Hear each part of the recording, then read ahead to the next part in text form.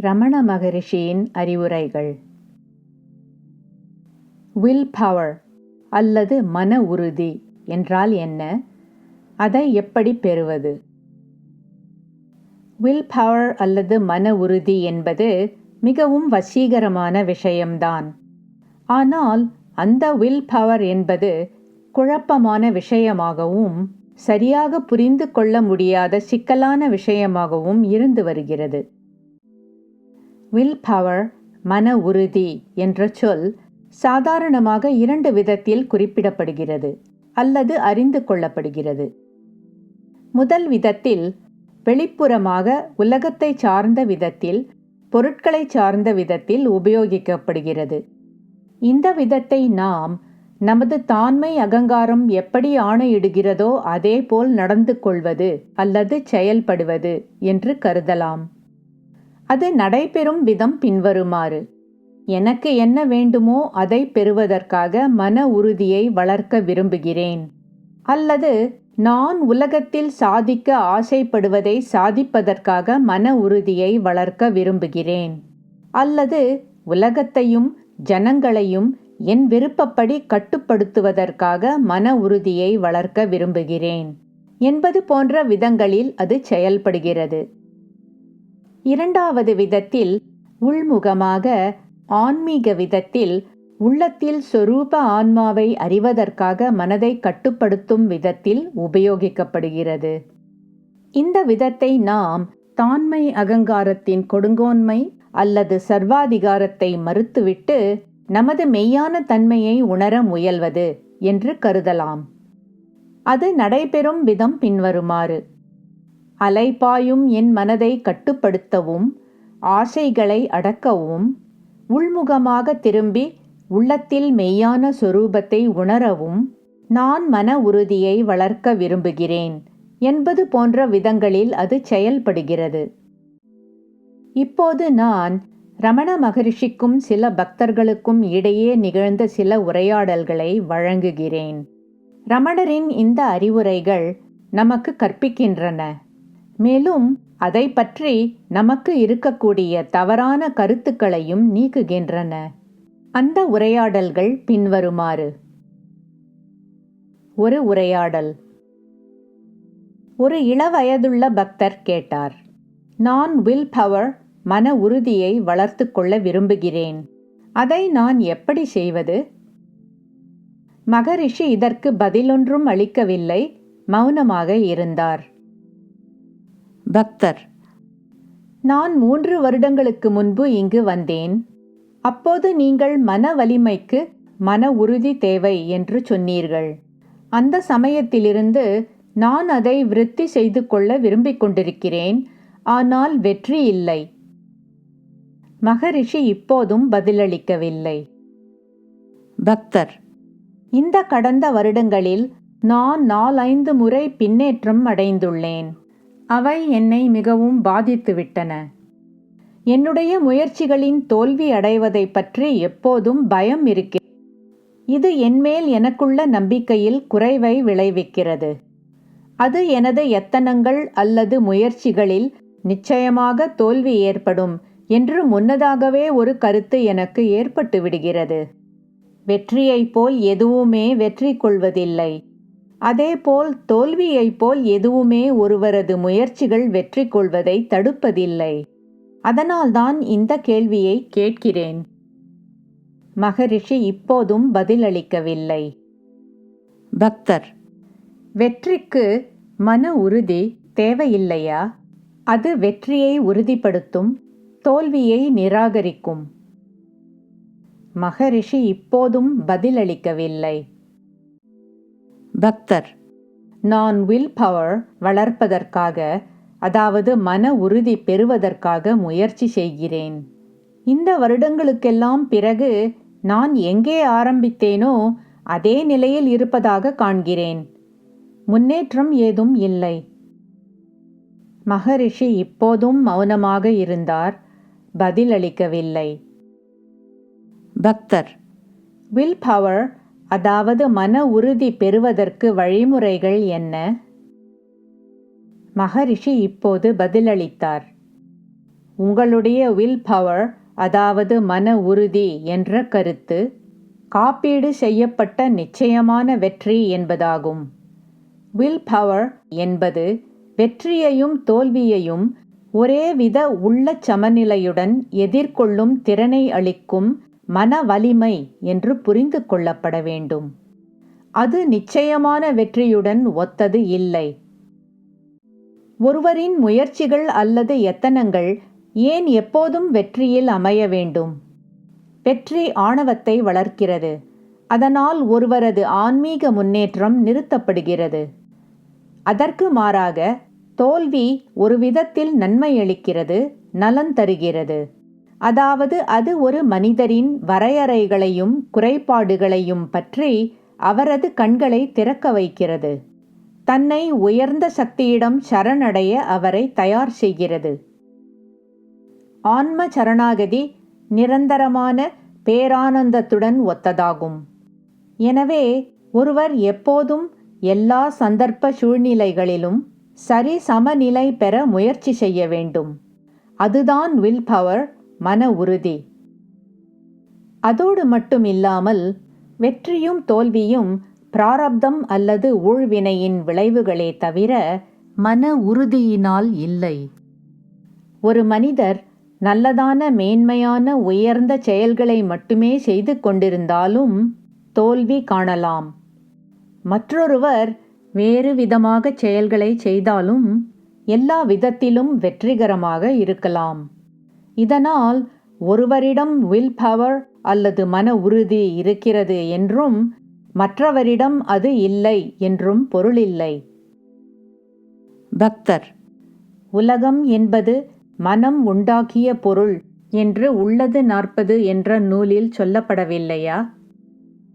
மகரிஷி: ஆமாம். பக்தர்: அதிலிருந்து வலிமை அடைந்த மனம் உலகத்தை தனது கட்டுப்பாட்டுக்குள் கொண்டு வரும் என்ற அர்த்தம் வருகிறதில்லையா? மகரிஷி: தனது வெளிப்புற நடவடிக்கைகளினால் மனமானது உலகத்தை எழச் செய்கிறது. இத்தகைய நடவடிக்கைகள் மனதின் வலிமையை வீணாக்கி விரயம் செய்கின்றன. வெளிப்புற நடவடிக்கைகளை அடக்கி மனம் தனக்குள் மட்டுமே இருப்பதில்தான் அதன் வலிமை இருக்கிறது.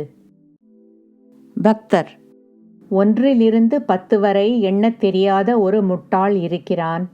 அவனது மனம் நிச்சயமாக ஒரு சிந்தனையாளரைப் போல அலைவதில்லை. இந்த முட்டாள் அந்த சிந்தனையாளரை விட மேன்மையானவரா? மகரிஷி: அவன் ஒரு முட்டாள் என்று யார் சொல்கிறார்? உங்கள் மனம் அலையும்போது அப்படி சொல்கிறது. பக்தர்: எண்ணங்களை அறவே நீக்கிவிடுவதால் வில் பவர் பெறப்படுகிறதா? மகரிஷி: அதைவிட ஒரே ஒரு எண்ணத்துடன் மட்டுமே இருப்பதால். இறுதியில் தூய பிரக்ஞை அறிவை மட்டுமே மிஞ்சியிருக்க வைத்துவிட்டு இந்த எண்ணமும் கூட மறைந்துவிடும். ஆழ்ந்த ஒருமுக சிந்தனை இதற்கு உதவுகிறது. பக்தர்: அப்படி என்றால் மன உறுதி மனதை வழி நடத்தி ஆழ்ந்து ஒருமுக கவனம் கொள்வதால் பெறப்படுகிறது. அதற்கும் பர்சனாலிட்டி அல்லது ஒருவரின் தனித்தன்மைக்கும் ஒரு சம்பந்தமும் இல்லை. மகரிஷி: பர்சனாலிட்டி அல்லது ஒருவரின் தனித்தன்மைதான் வெளிப்புற நடவடிக்கைகளின் மூல காரணம். மிக்க உயர்வான நன்மையும் நலனும் பெற அது மூழ்க வேண்டும். இன்னொரு உரையாடல்.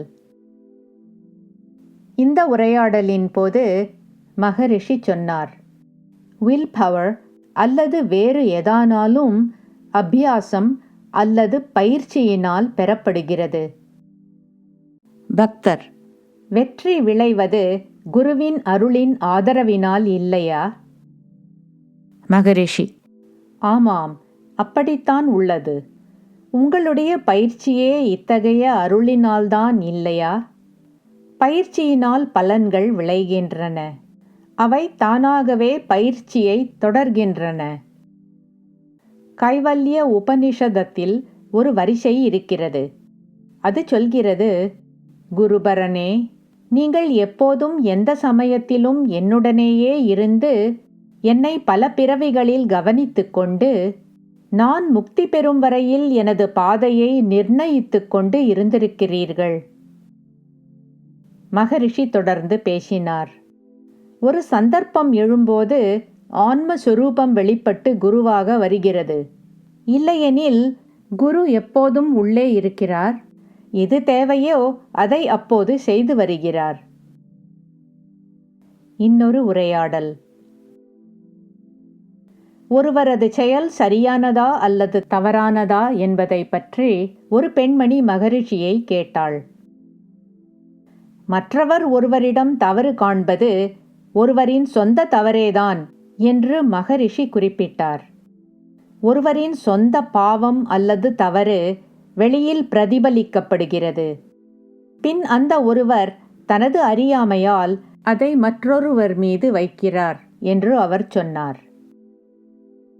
அவர் தொடர்ந்து சொன்னார், மேலும் நீங்கள் எவ்வளவுதான் அறிவுரை அளித்து ஆலோசனை சொன்னாலும் அதை கேட்பவர்கள் தங்களை திருத்திக் கொள்ளாமல் இருக்கலாம். நீங்கள் சரியாக இருந்து கொண்டு அமைதியாக இருங்கள். உங்களது சொற்களையும் செயல்களையும் விட அதிகமாக உங்களது மௌனமும் அமைதியும் நல்ல விளைவுகளை உண்டாக்கும். அதுதான் வில் பவர் அல்லது மன உறுதியை வளர்த்து கொள்வதாகும். பிறகு உலகமானது உங்களுக்குள்ளேயே இருக்கும் மோட்சத்தின் ராஜ்யமாக ஆகிவிடுகிறது. இன்னொரு உரையாடல். மகரிஷி சொன்னார், குரு என்பவர் தமது சீடருக்கு தத்துவமசி, அதாவது அது நீங்கள்தான் என்பது போன்ற அறிவுரை கற்பிக்கிறார். பிறகு சீடர் நான் பரபிரம்மம் என்று உணர்கிறார் என்று ஜனங்கள் நினைக்கிறார்கள். அவர்கள் தமது அறியாமையினால் பரபிரம்மத்தை ஏதோ மிக பெரியதாகவும் மற்ற எல்லாவற்றையும் விட மிக வலிமையானதாகவும் கற்பனை செய்து கொள்கிறார்கள். வரம்புக்கு உட்பட்ட குறைபாடு கொண்ட நான் என்பதுடனே மனிதன் ஏற்கனவே இவ்வளவு ஆணவத்துடன் கட்டுப்பாடின்றி காட்டுத்தனமாக இருக்கிறான். அதே நான் இன்னும் மிகப்பெரிய அளவாக வளர்ந்தால் பிறகு என்னவாகும்? அது மிகப்பெரிய அளவுக்கு அறியாமையுடனும் முட்டாள்தனமாகவும் தான் இருக்கும். இந்த பொய்யான நான் தொலைய வேண்டும். அதன் அழிவுதான் குரு சேவையின் பலன். ஆன்ம ஞானம் நிரந்தரமானது. அது குருவினால் புதிதாக கொண்டு வரப்படுவதில்லை. குருவானவர் அறியாமையை அகற்ற உதவுகிறார், அவ்வளவுதான். இன்னொரு உரையாடல். மகரிஷி சொன்னார், எவராவது ஒருவர் தான் ஏற்கனவே ஆன்மஸ்வரூபம் இல்லை அல்லது ஆன்மாவை விட்டு அகன்று இருக்கிறார் என்று சொல்ல முடியுமா? முடியாது. ஏனெனில் எல்லோரும் ஆன்மஸ்வரூபத்தை உணர்ந்தவர்கள்தான். ஆனால் ஒரு மனிதரை துயரப்படுத்துவது என்னவென்றால், அசாதாரணமான அபாரமான சக்திகளை இயக்கி உபயோகிக்க வேண்டுமென்ற அவரது ஆசைதான். அவ்வாறு செய்ய முடியாது என்று அவருக்கு தெரியும். எனவே கடவுள் தனக்கு எதிரில் வந்து தமது சக்திகளையெல்லாம் இந்த மனிதருக்கு அளித்துவிட்டு கடவுள் தம்மை பின்னணியில் வைத்து கொள்ள வேண்டும் என்று அந்த மனிதர் விரும்புகிறார். சுருங்கச் சொன்னால், கடவுள் தனது சக்திகளையெல்லாம் இந்த மனிதருக்காக விட்டு கொடுத்து துறந்துவிட வேண்டும். ஒரு பக்தர், பகவான் ரமணரை போன்ற மாபெரும் ஞானிகள், மகான்கள் இப்படியெல்லாம் வெளிப்படையாக நேராக சொல்வது சரிதான். உங்களிடம் மெய்மை திசை மாறாமல் நிலையாக இருப்பதால் நீங்கள் எல்லோருக்குமே அது எளிதானது என்று கருதுகிறீர்கள். ஆனால் இதில் சாதாரண ஜனங்களுக்கு உண்மையாக கஷ்டம் இருக்கிறது. மகரிஷி, அப்படியென்றால் யாராவது தான் ஆன்மஸ்வரூபம் இல்லை என்று சொல்கிறாரா?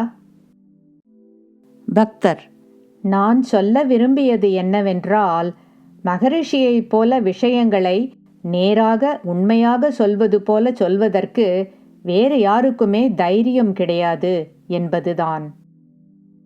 மகரிஷி, உள்ளதை உள்ளபடி சொல்வதில் தைரியம் எங்கு இருக்கிறது?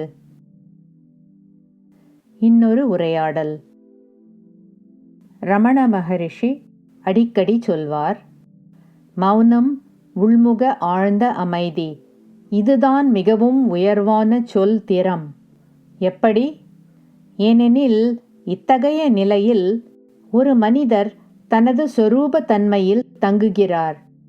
எனவே அவர் ஆன்மாவின் எல்லா உட்பகுதிகளையும் ஊடுருவி வியாபித்து விளங்குகிறார். இப்படி இருப்பதால் எப்போது வேண்டுமானாலும், எங்கே வேண்டுமானாலும், தேவைப்படும் போதெல்லாம் அவர் எந்த சக்தியையும் அழைத்து இயக்க முடியும். அதுதான் இருப்பதற்குள் மிகவும் உயர்ந்த சித்தி அல்லது சாதனையாகும். இங்கு வில் பவர், அதாவது மன உறுதி என்பதை பற்றி திரு ரமண மகரிஷி அளித்த அறிவுரைகளை கொண்ட சில உரையாடல்கள் முடிவடைகின்றன.